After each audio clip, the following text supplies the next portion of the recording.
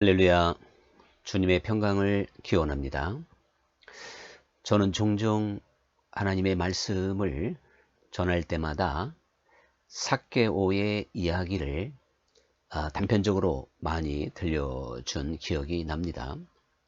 삭개오의 이야기가 그만큼 기독교의 어떠한 정체성이나 능력, 복음의 능력, 이런 것들을 설명을 하기가 아주 적절하기 때문에 그런 것이고, 이 삭개오의 이야기는 그렇기 때문에 예수님께서 그 말씀하신 이 삭개오, 직접 만났던 삭개오 한 사람의 이야기가 아닌 모든 그리스도인들에게 그대로 적용이 되는 그러한 내용이기 때문에 우리는 삭개오의 이야기를 또한 나의 이야기로 받아들이면서 하나님의 말씀으로 나아가야 된다는 사실이죠. 아시다시피 삭개오는 세리였는데 그 중에서도 세리장이었습니다. 이 당시에 세리라고 하는 사람들은 월급은 많지 않지만 부당한 이득을 이렇게 취해서 로마로 세금을 일부분 보내고 많은 것을 본인이 착취했기 때문에 다 부유한 삶을 살게 됐습니다.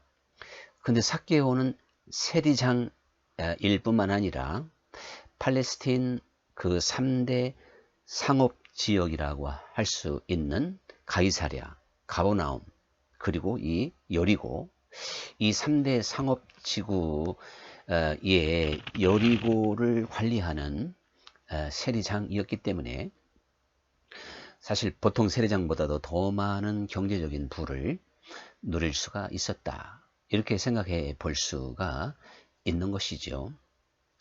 그래서 오늘 성경에도 부자라고 삭개오를 설명하고 있는 걸 볼 수가 있지 않습니까? 그런데 이 삭개오가 예수님에 관한 이야기를 많이 들었다고 하는 걸 우리는 알 수가 있지요. 예수님께서 이 삭개오를 만나러 오시기 전에 그 앞을 못 보던 바디메오를 치료한 기사가 바로 오늘 본문 앞에 나오고 있습니다.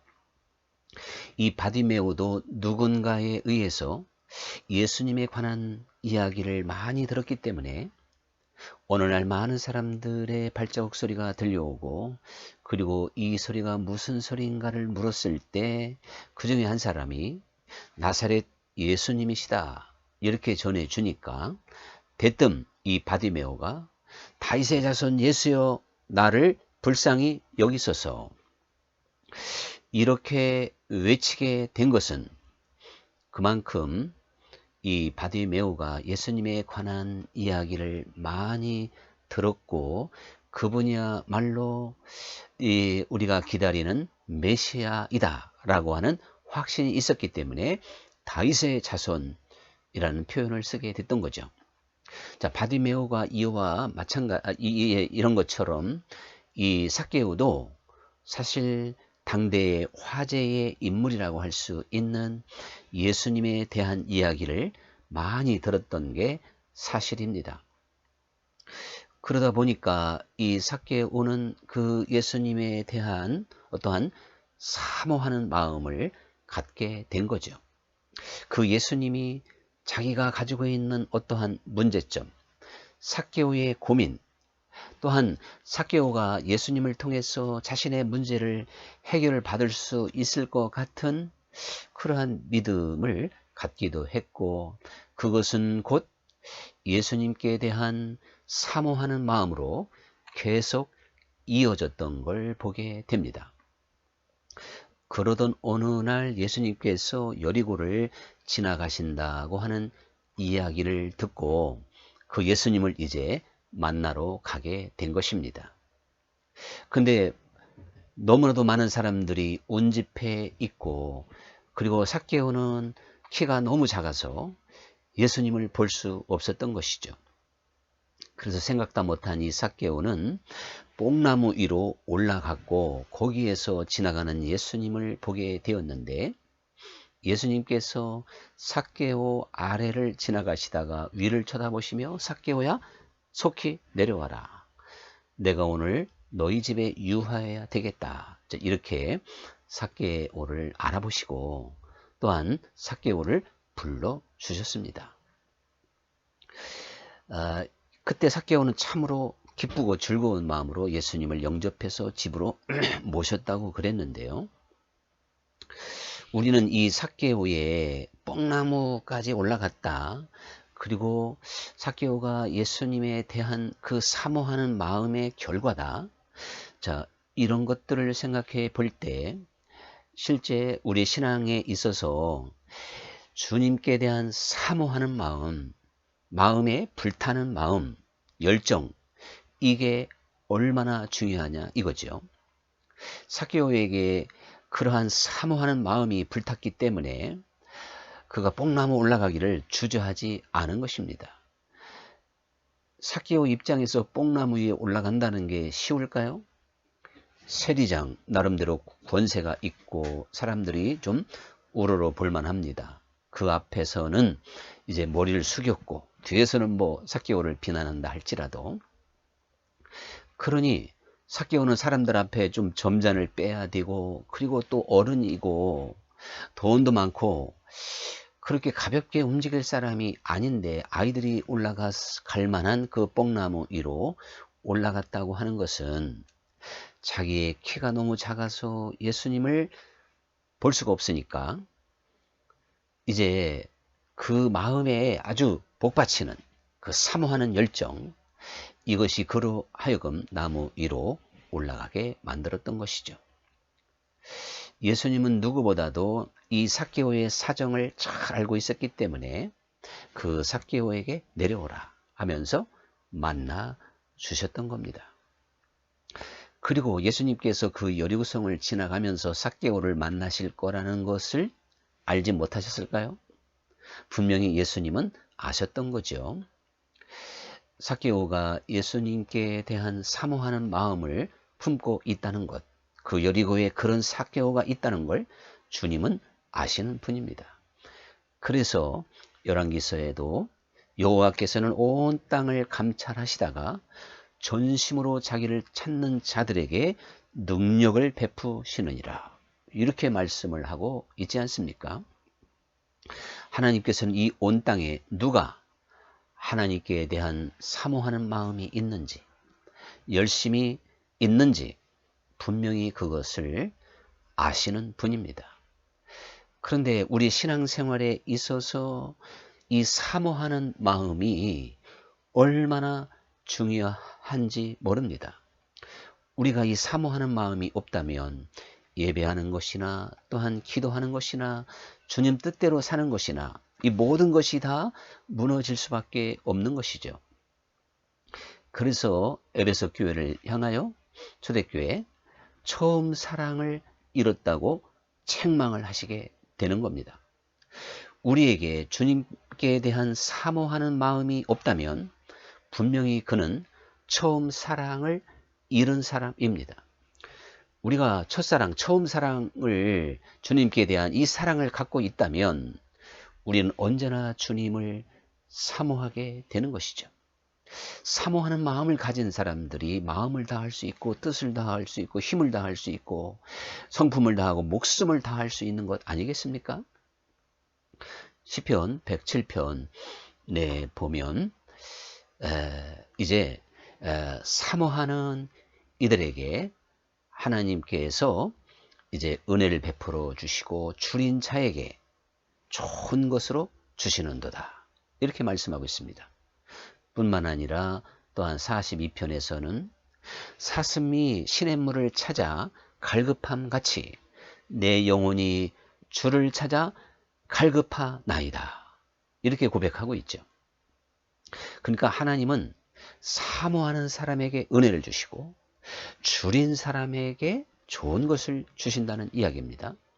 그래서 애통하는 자가 복이 있는 것이고 의에 줄이고 목마른 자가 또한 복이 있다 하는 말씀과 같은 것이죠. 그래서 정말 그 골짜기에 물이 없어서 헤매는 그 사슴이 물에 대하여 얼마나 갈급하냔 말이죠. 목마를 때. 자, 그러한 갈급함이 있는 거와 같이 우리들도 주님께 대한 이러한 갈급한 마음, 이것이 바로 사모하는 마음인데, 이 사모하는 마음이 있어야 우리 신앙생활에 열정이 있고 모든 것을 이룰 수 있고 결국 주님 안에서 살아갈 수 있는 사람이 된다는 사실이죠. 주님께서 그 수많은 사람들을 다 제껴두고 오직 삭개오 한 사람을 지목하셨습니다.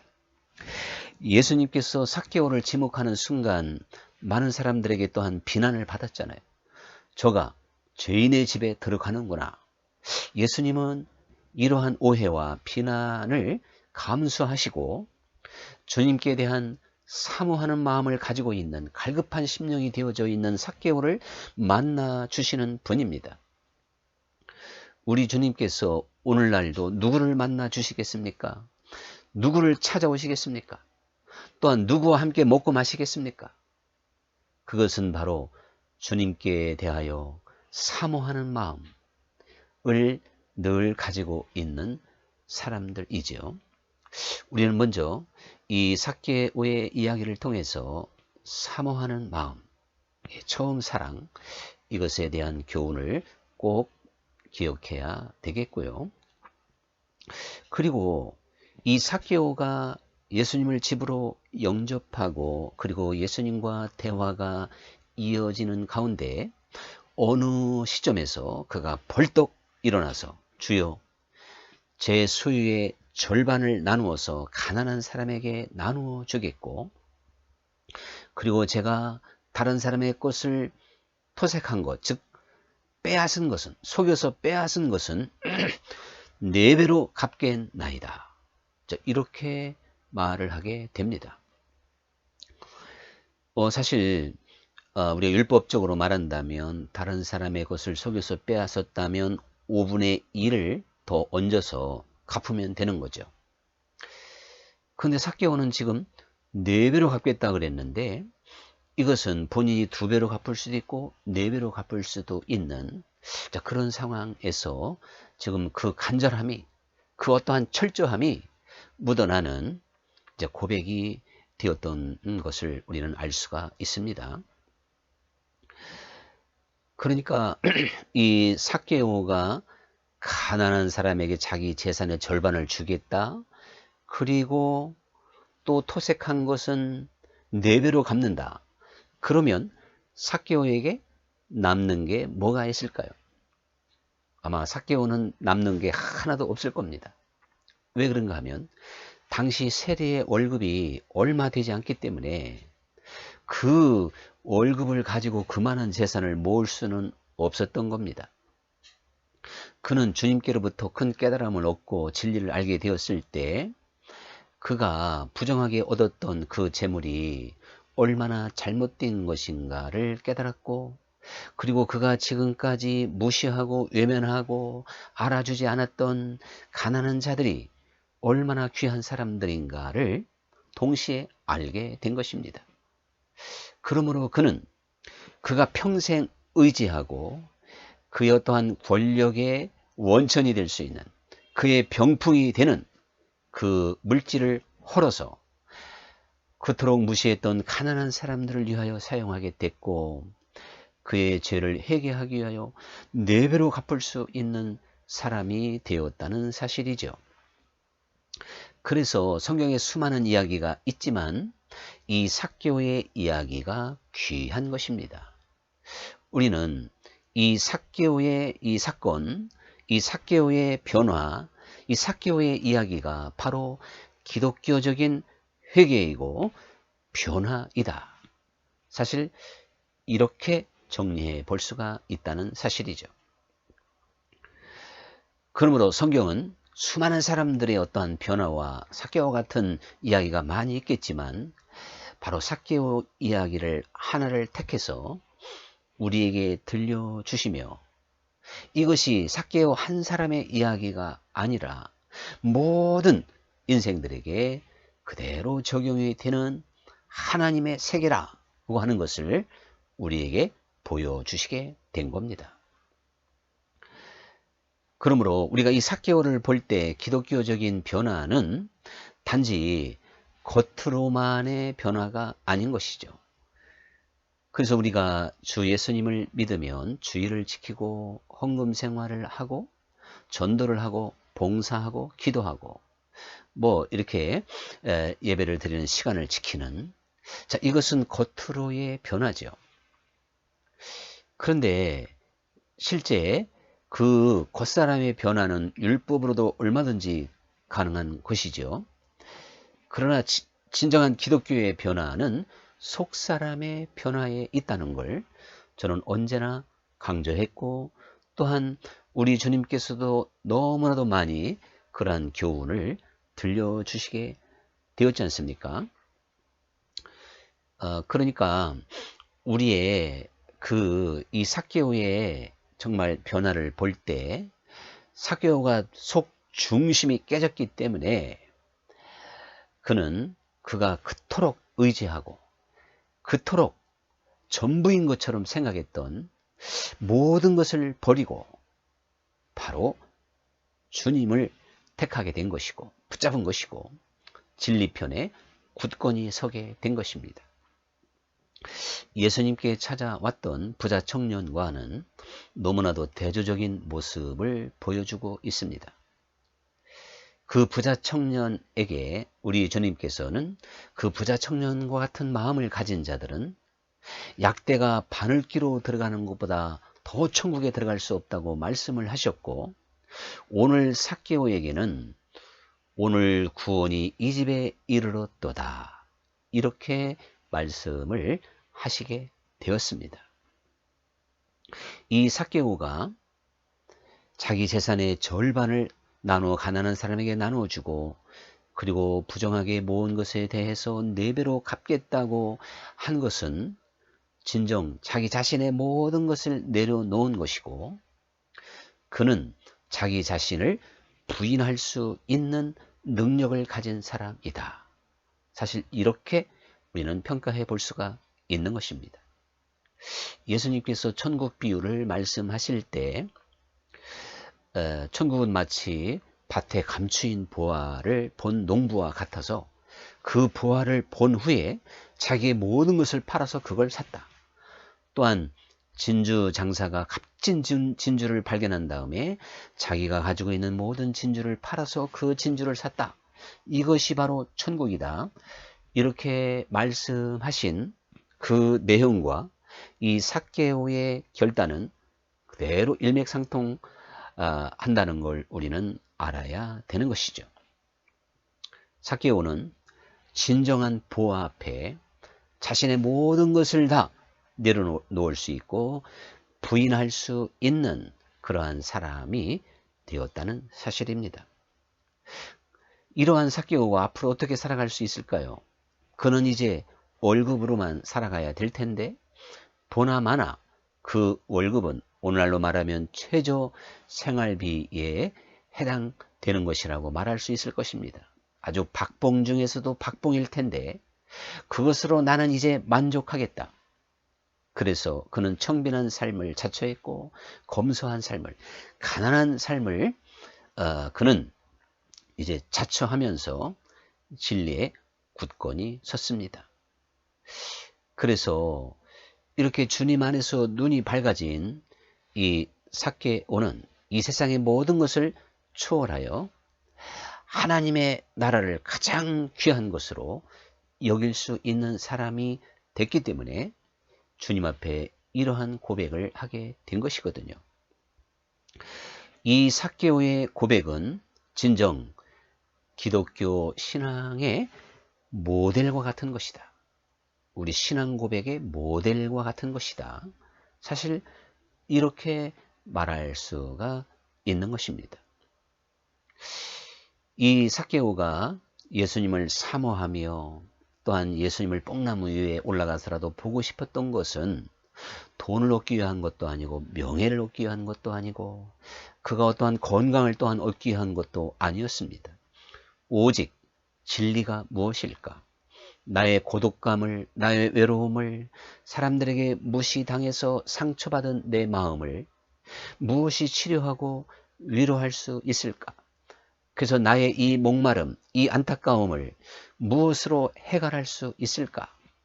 주 예수님, 나사렛 그 예수님이 들려주시는 말씀, 그분이 가지고 있는 진리라면 나의 모든 것을 치료하고 또한 나에게 진정으로 이제 참된 빛을 주실 수가 있겠구나 하는 그러한 막연한 믿음을 가졌는지도 모르죠.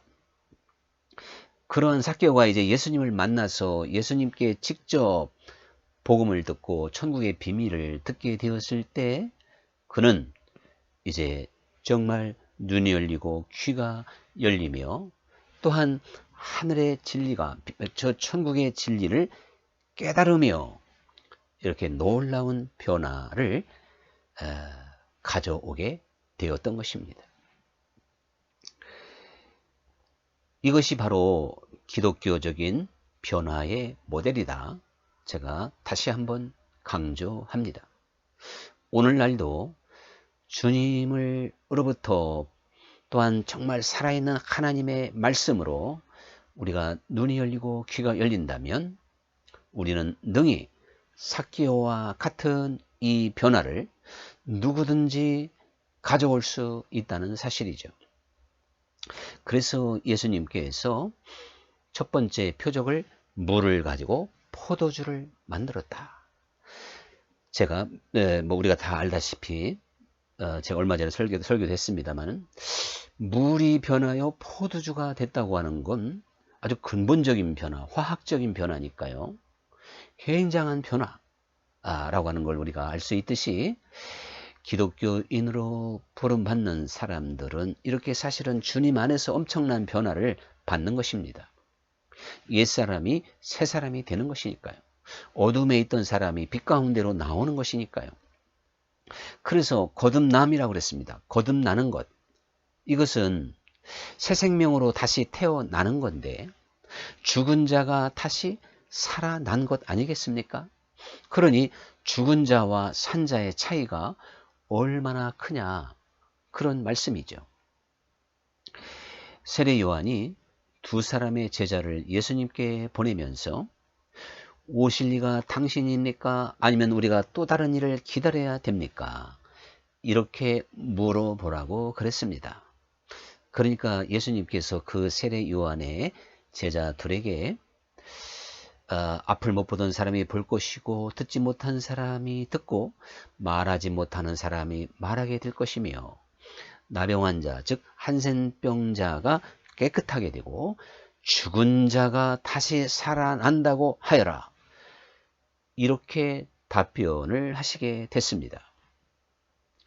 예수님으로부터 답변을 들은 이 두 제자는 예수님께서 지금 수많은 병자를 고치는 현장에서 그렇게 말씀하신 거죠. 너희가 지금 보는 대로 못 보는 자, 듣지 못하는 자, 말하지 못하는 자, 이거 이제 걷지 못하는 자, 이것에 대하여 지금 치료하는 것을 보여주며 이와 같은 일이 행해진다고 하여라.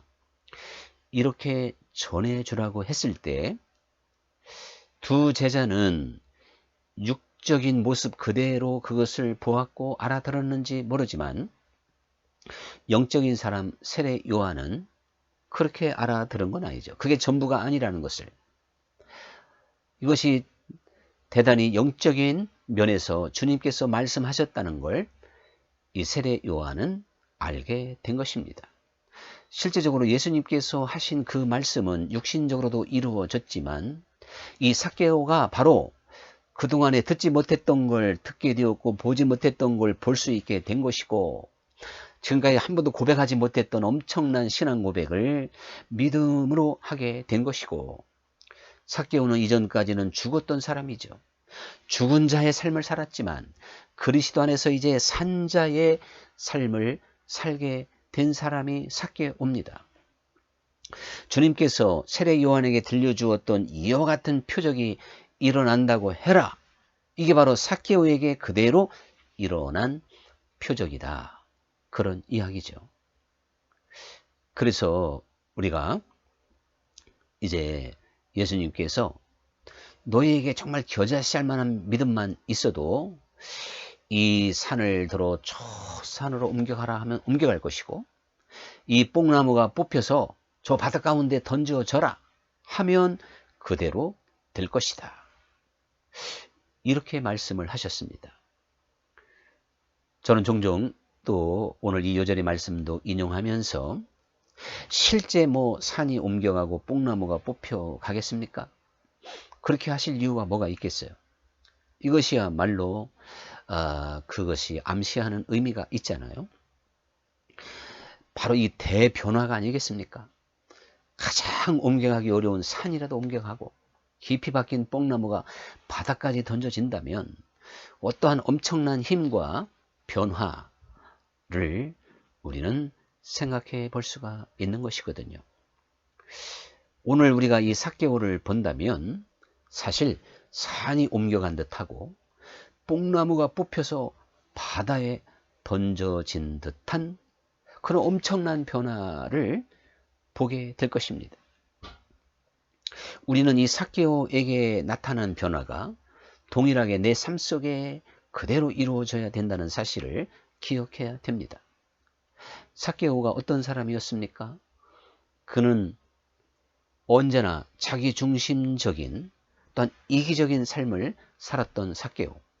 가난한 사람들을 무시하고 안중에도 없었던 그러한 사람들. 그런데 그래서 오직 돈만 모으고 돈을 자기의 어떠한 방패 삼아서 살아갈 수밖에 없는 사람이잖아요. 그러한 삭개오가 그동안 가장 애지중지했던 모든 것들을 다 포기하고 그리스도를 붙잡았다. 그리고 자기 중심적이고 아주 그 이기적인 삭개오가 이제는 이타적인 삶, 즉 이웃을 보게 되었다. 이거 정말 산이 옮겨간 것보다도 더 엄청난 변화가 아닐까. 자, 이러한 생각을 하게 되는 것이죠. 그래서 이 삭개오의 이야기가 우리에게 전해주는 근본적인 메시지는 바로 기독교는 삭개오처럼 진정으로 새 사람 되는 것이고 회개해서 대변화를 일으켜서 그래서 자기 중심적인 이기적일 수밖에 없는 우리들이 하나님의 나라에 눈을 뜨고 진리의 말씀을 깨달으며 이타적인 삶, 그래서 사랑의 삶, 이웃을 내 몸과 같이도 사랑할 수 있는 사람으로 만드는 것, 변화시키는 능력, 이것이 바로 하나님의 나라요, 또한 우리가 믿는 믿음의 세계다 라고 하는 것을 그대로 보여주고 있습니다. 이 삭개오는 모든 인생들의 표상입니다. 모든 인간들은 삭개오처럼 자기밖에 모르고 자기 배만 불리고 욕심덩어리, 에고이스트, 에고이즘에 깊이 사로잡혀 있는 게 우리 인생들인데, 이러한 우리들을 주 예수님께서 삭개오에게 큰 변화를, 삭개오를 새 사람 만들었듯이 우리를 새롭게 하셔서 하나님의 사람답게 살아갈 수 있도록, 그러니까 변화받은 삭개오처럼 복된 삶을 살아갈 수 있도록 하시는 분이라고 하는 걸 우리는 깨달아야 되는 것이거든요. 삭개오가 이런 고백을 할 때 예수님께서 오늘 이 집에 구원이 이르렀도다. 이도 아브라함의 후손이기 때문이다. 이런 말씀을 하시잖아요. 삭개오가 이스라엘이니까 분명 아브라함의 혈통이죠. 그러나 삭개오는 진정한 그 믿음의 사람이 아니었기 때문에 영적으로는 아브라함의 후손이라 말할 수 없었던 사람입니다. 혈통적으로는 유대인이었지만 그가 진정 믿음의 족보에서는 제외될 수밖에 없는 사람이었다, 그런 이야기죠. 오늘 우리들도 혈통적으로 그리스도인이 돼서는 안 됩니다. 이걸 가리켜서 명목상의 그리스도인, 우리가 어떠한 그리스도인이라고 하는 명목만 가져서는 안 된다는 사실이죠. 내가 그래서 교회에서 직분을 갖고 교회에서 또한 입교하고 이런 것으로 내가 그리스도인이 된 것처럼 생각해서는 안 됩니다. 누구라도 주님을 사모하고 또한 주님께서 우리의 눈을 열어주시고 우리의 귀와 또한 우리로 하여금 죽은 자 가운데서 살아나시게 하신다면 우리는 주님 안에서 삭개오처럼 살아갈 수 있다는 사실이죠. 요한복음 5장 24절을 통해서 하나님의 아들의 음성을 들을 때가 오나니 곧 이때라 듣는 자는 살아나리라. 이것은 복음이 우리를 살린다는 뜻이죠. 우리는 복음을 듣고 또한 그 말씀이 나를 깨우쳐서 내가 죽은 자 가운데서 살아난 자가 되어야 됩니다. 복음을 들었는데도 여전히 옛사람으로 죽은 자의 모습으로 살아서는 안 된다는 사실이죠. 이 삭개오가 철저하게 깨닫고 회개하고 그의 가치관과 목표와 모든 삶의 중심이 바뀌었듯이 우리는 주 예수님 앞에서 진정한 회개와 또한 새롭게 된 심령을 가지고 정말 주님과 동행하고 그래서 주님과 더불어 먹고 마시는 그러한 변화된 삭개오와 같은 신앙생활을 할 수 있도록 우리를 부르셨다. 또한 우리는 그 길을 걸어가야 된다는 사실을 다시 한번 깨달을 수 있기를 주의 이름으로 축원합니다. 할렐루야. 우리 다음에 또 만날 때까지 주 안에서 늘 동행하시고 주님 안에서 승리할 수 있기를 주의 이름으로 기원합니다. 감사합니다.